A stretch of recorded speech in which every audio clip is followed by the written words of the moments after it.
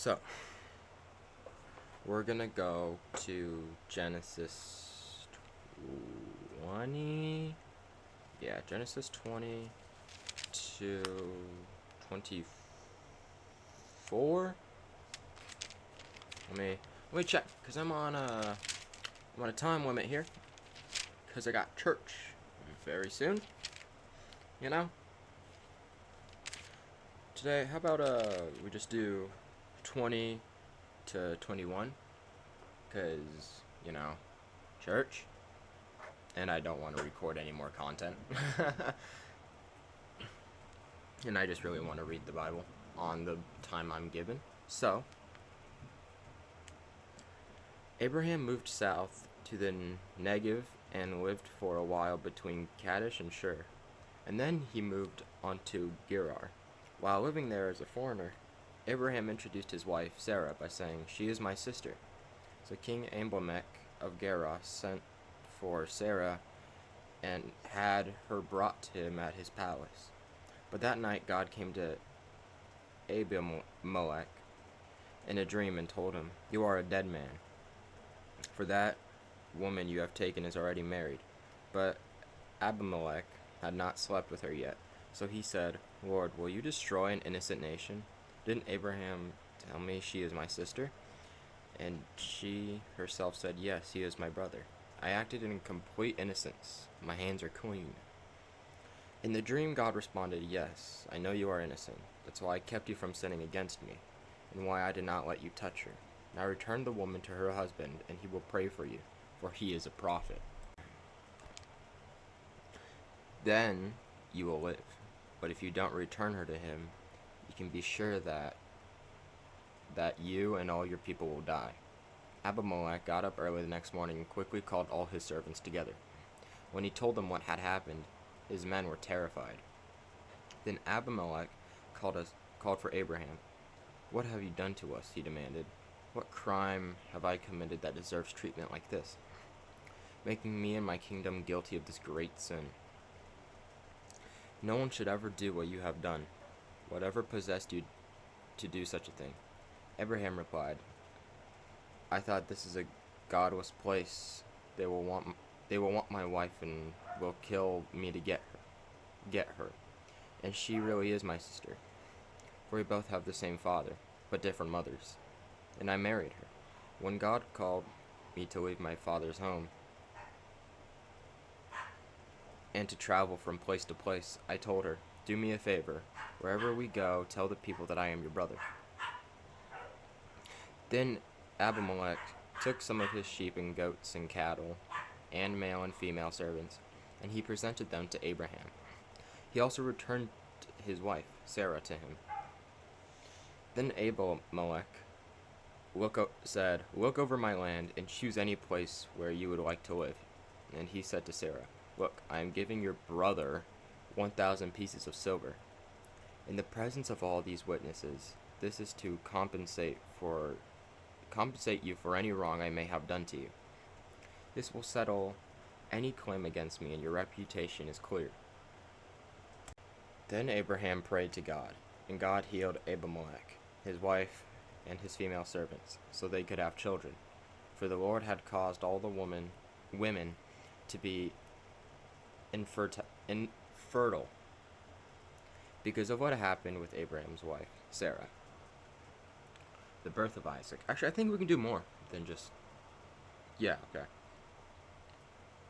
The Lord kept his word and did for Sarah exactly what he had promised. She became pregnant, and she gave birth to a son for Abraham in his old age. This happened at just the time God said it would, and Abraham named their son Isaac. 8 days after Isaac was born, Abraham circumcised him as God had commanded. Abraham was 100 years old when Isaac was born, and Sarah declared, "God has brought me laughter. All who hear about this will laugh with me." Who would have said to Abraham that Sarah would nurse a baby? Yet I have given Abraham a son in his old age. When Isaac grew up and was about to be weaned, Abraham prepared a huge feast to celebrate the occasion, but Sarah saw Ishmael, the son of Abraham, and her Egyptian servant Hagar, making fun of her son Isaac. So she turned to Abraham and demanded, "Get rid of that slave woman and her son. He is not going to share the inheritance with my son Isaac. I won't have it." This upset Abraham very much, because Ishmael was his son. But God told Abraham, "Do not be upset over the boy and your servant. Do whatever Sarah tells you, for Isaac is the son through whom your descendants will be counted. But I will also make a nation of the descendants of Hagar's sons, because he of Hagar's son, because he is your son too."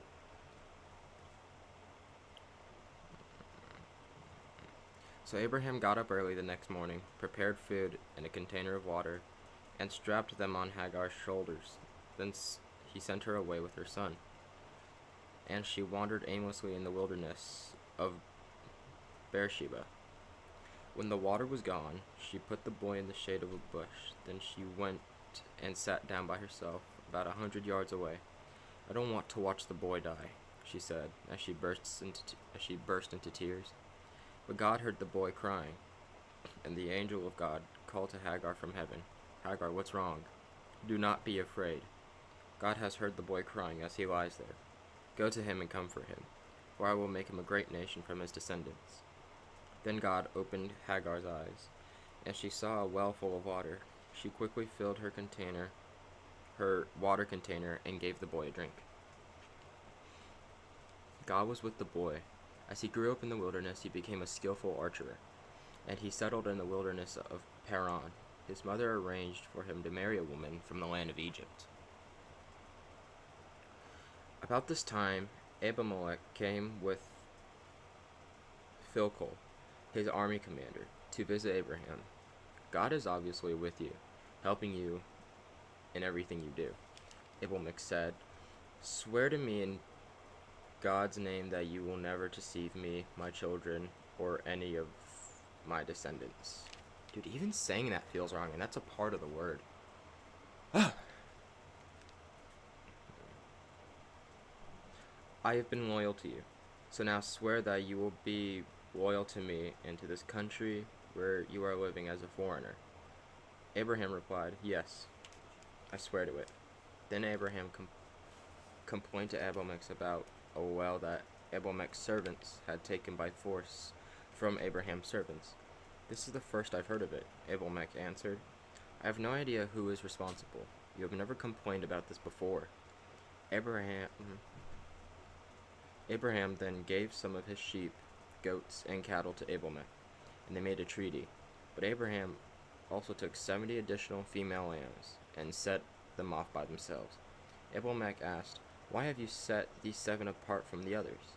Abraham replied, "Please accept these 7 lambs to show your agreement that I dug this well."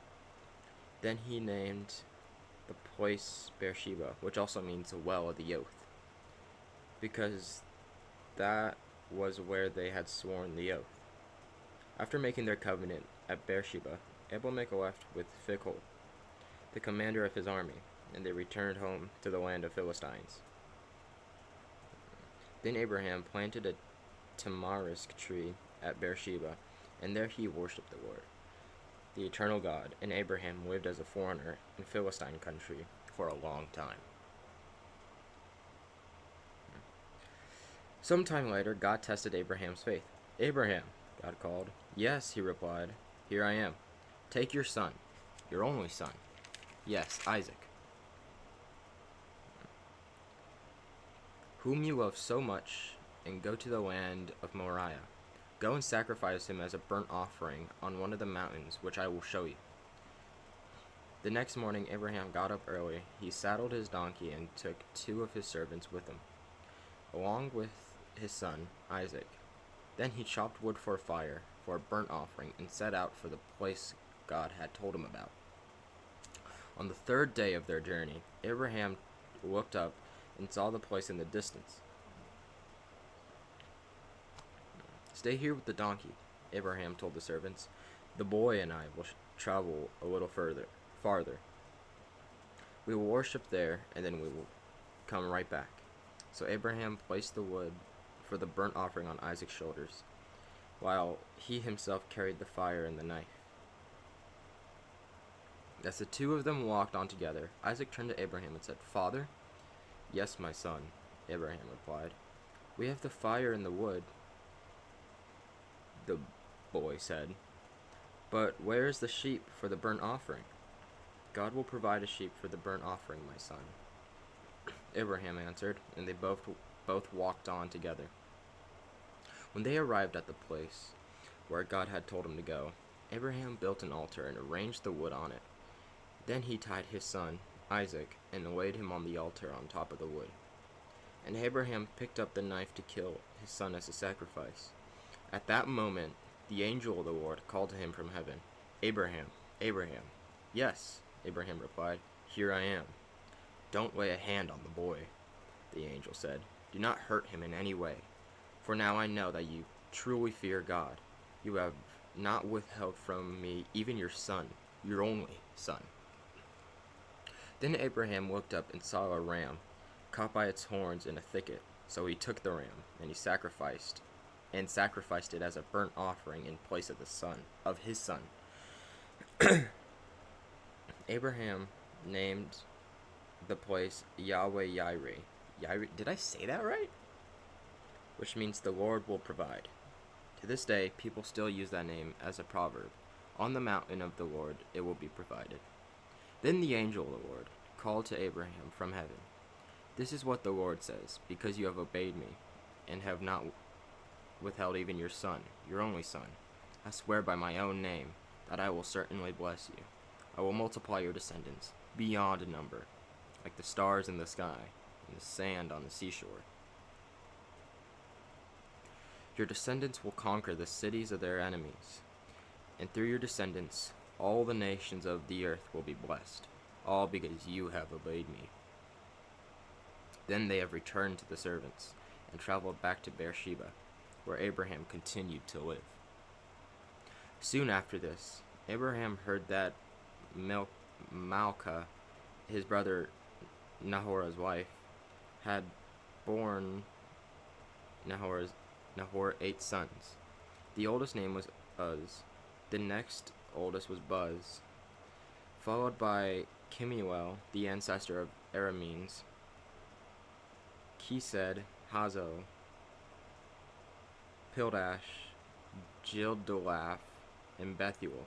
Bethuel became the father of Rebek. In addition to these 8 sons, Milcah Nahor had 4 other children from his concubine, Reumah. Their names were Teba, Gaham, Tahash, and Makkah. I think we have time for one more.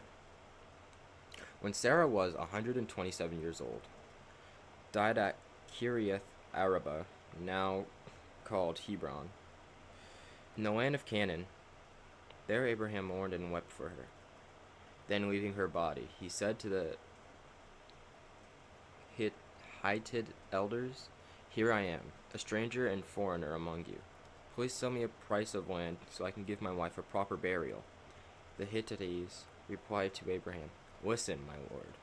You are an honored prince among us. Choose the finest of our tombs and bury her there. No one will refuse you to help you in this way." Then Abraham bowed low before the Hittites and said, "Since you are willing to help me in this way, be so kind to ask Ephron son of Zohar to let me buy his cave at Machpelah, down at the end of his field. I will pay the full price in the presence of the witnesses, so I will have a permanent burial for my family." Ephron was sitting there among the others, and he answered Abraham, as the others listened, speaking publicly before all the Hittites of the town. "No, my lord," he said to Abraham, "please listen to me. I will give you the field and the cave. Here in the presence of my people, I give it to you. Go and bury your dead." Abraham again bowed low before the citizens of the land, and he replied to Ephron as everyone listened, "No, listen to me. I will buy it from you. Let me pay the full price for the field so I can bury my dead there." Ephron answered Abraham, "My lord, please listen to me. The land is worth 400 pieces of silver, but what is that between friends? Go ahead and bury your dead." So here's a match of me of just getting clipped like crazy, which I don't normally do. So I just need more time. So Abraham agreed to Ephron's price and paid the amount he had suggested, 400 pieces of silver, weighed according to the market standard. The Hittite elders witnessed the transaction. So Abraham bought the plot of land belonging to Ephron at Machpelah, near Mamre. This included the field itself, the cave that was in it, and all the surrounding trees. It was transferred to Abraham as his permanent possession in the presence of the Hittite elders at the city gate. Then Abraham buried his wife, Sarah, there in Canaan, in the cave of Machpelah, near Mamre, also called Hebron. So the field and the cave were transferred from the Hittites to Abraham for use as a permanent burial place. Okay, well,